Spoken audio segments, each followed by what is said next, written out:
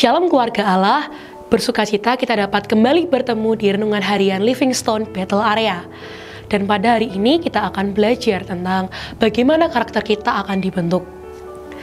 Kisah Para Rasul 4 ayat 13, ketika sidang itu melihat keberanian Petrus dan Yohanes dan mengetahui bahwa keduanya orang biasa yang tidak terpelajar, heranlah mereka.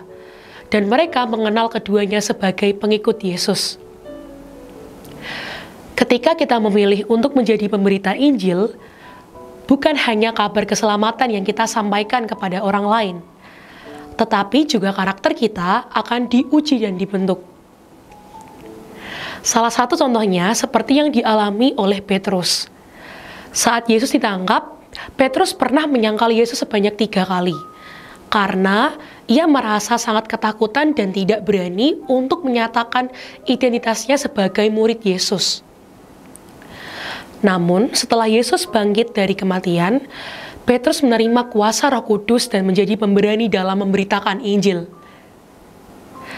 Seperti Petrus yang awalnya takut untuk menyatakan bahwa dirinya adalah murid Yesus, kita juga mungkin merasa ketakutan saat berbicara tentang Yesus kepada orang-orang di sekitar kita yang belum mengenal Yesus.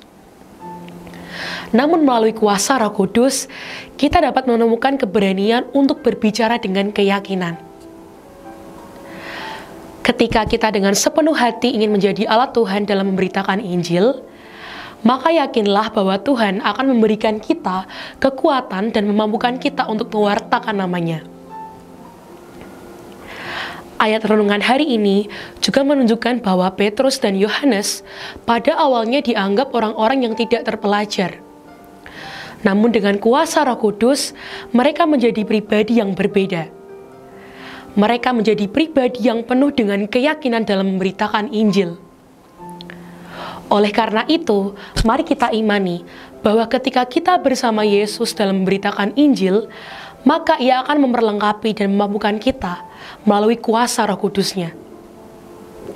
Bahkan, karakter kita akan diubahkan dari yang tidak bisa menjadi bisa, yang lemah menjadi kuat, dan yang penakut menjadi pemberani. Karena Allah yang akan memperlengkapi kita dalam memberitakan namanya.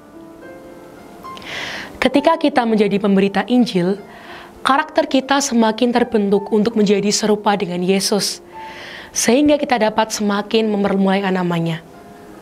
Amin. Keluarga Allah, kiranya renungan hari ini bisa mengingatkan setiap kita dan membuat kita belajar lebih lagi mengenal Kristus. Dan apabila Anda terberkati, Anda boleh like, komen, dan subscribe renungan hari ini dan bisa menjadi berkat untuk lebih banyak orang di luar sana. Terima kasih, Tuhan Yesus memberkati kita semua.